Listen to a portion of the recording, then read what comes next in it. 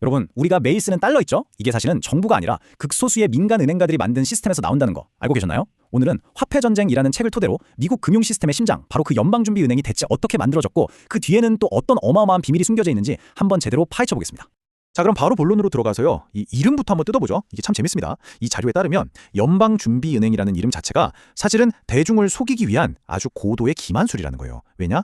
연방기관이 아니거든요. 준비금? 실질적인 준비금도 없어요. 그럼 은행은 맞냐? 우리가 생각하는 그런 국가 소유의 은행도 아니라는 거죠. 자료는 여기서 정말 충격적인 주장을 하는데요. 뭐냐면 지금 우리가 쓰는 모든 달러가 사실은 빚이라는 겁니다.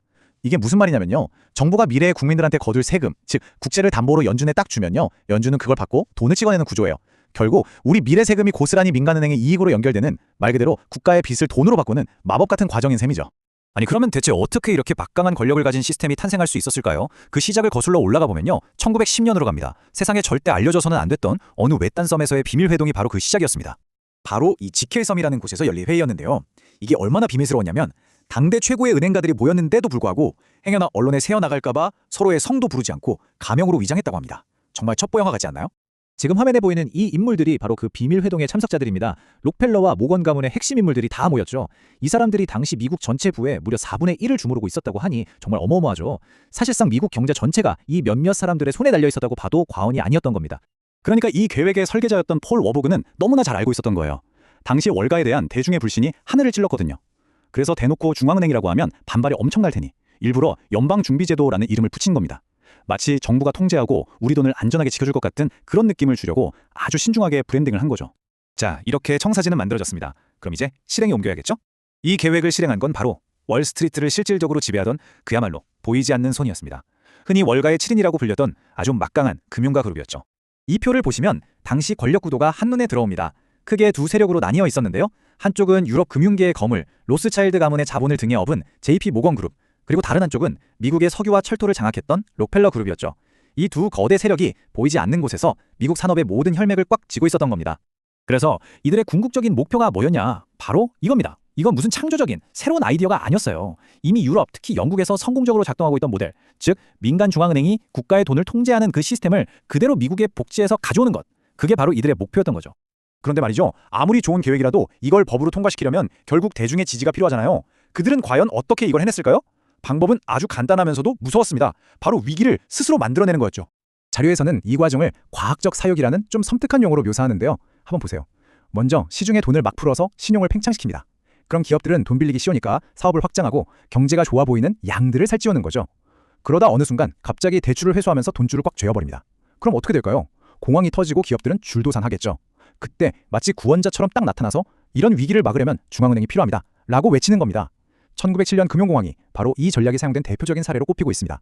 이들의 계획은 경제에만 머무르지 않았습니다. 정치판까지 손을 뻗쳤죠. 1912년 대선을 한번 보세요. 당시 중앙은행 설립에 반대하던 태프트 대통령의 재선을 막기 위해 테디 루스벨트를 제3당 후보로 출마시키는데 자금을 댑니다. 결과는요. 당연히 공화당 표가 갈라졌고 어부지리로 자신들이 밀어주던 우드로 윌슨이 대통령에 당선되는 그야말로 완벽하게 통제된 결과를 만들어낸 겁니다. 자, 이제 모든 조각이 맞춰졌습니다. 자신들이 원하는 인물은 백악관에 앉혔고 인위적으로 만든 위기로 대중 여론까지 등에 업었죠. 마침내 마지막 결정적인 한 수를 둘 무대가 완벽하게 마련된 겁니다. 그리고 그날이 왔습니다. 1913년 12월 23일. 한번 생각해보세요. 대부분의 의원들이 크리스마스 연휴를 보내려고 다들 고향집에 내려갔을 그 텅 빈 의회에서 이 역사적인 연방준비법이 기습적으로 통과됩니다. 이건 뭐 우연이라고 보기엔 너무나 절묘한 타이밍이죠. 애초에 최소한의 저항만 받도록 치밀하게 계획된 일종의 입법 쿠데타였던 셈입니다. 자, 이렇게 법은 통과됐습니다. 그런데 여기서 가장 중요한 질문이 남았죠. 그렇다면 이 시스템의 진짜 주인, 궁극적인 수혜자는 과연 누구였을까요? 그 소유 구조를 들여다보면 모든 답이 나옵니다. 결과는 뭐 놀랍지도 않았습니다. 이 도표를 한번 보시죠. 연준 시스템에서 가장 힘이 센 뉴욕 연준의 초기 주주 명단인데요. 록펠러 계열은행이 3만 주, 모건 계열은행이 1만 5천 주. 결국 지킬섬 비밀 회의를 주도했던 바로 그 은행들이 전부 다 나눠 가진 겁니다. 한마디로 자기들이 법안을 만들고 자기들이 그 법인의 주인이 된 거죠. 그리고 이런 권력의 집중은 시간이 흐를수록 오히려 더 심해졌습니다. 1983년이 되니까요. 뉴욕 연준 지분의 무려 53%, 절반 이상을 소수의 거대 은행들이 독차지하게 됩니다.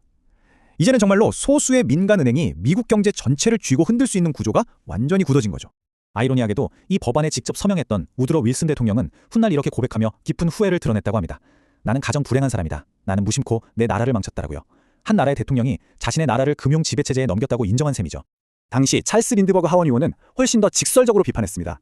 그는 이 시스템을 시대의 가장 흉악한 입법 범죄라고 부르면서 이것은 자신들과 외국 고객들의 배를 불리기 위해 미국 국민을 잡아먹는 사적인 신용 독점이다라고 맹비난했죠. 그로부터 100년이 훌쩍 넘은 지금 이 시스템은 여전히 세계 경제의 심장으로 뛰고 있습니다. 하지만 세상은 완전히 변했죠. 미중 패권 경쟁은 격화되고 있고 곳곳에서 전쟁이 터지고 비트코인 같은 새로운 디지털 화폐가 기존 질서를 뒤흔들고 있습니다. 이런 거대한 변화의 소용돌이 속에서 우리는 다시 한번 근본적인 질문을 던져야 합니다. 과연 100년도 더 전에 소수의 이익을 위해 설계된 이 시스템은 오늘날의 우리를 위해 제대로 작동하고 있는 걸까요? 그리고 다가올 새로운 화폐 전쟁의 시대에 우리는 무엇을 준비해야 할까요?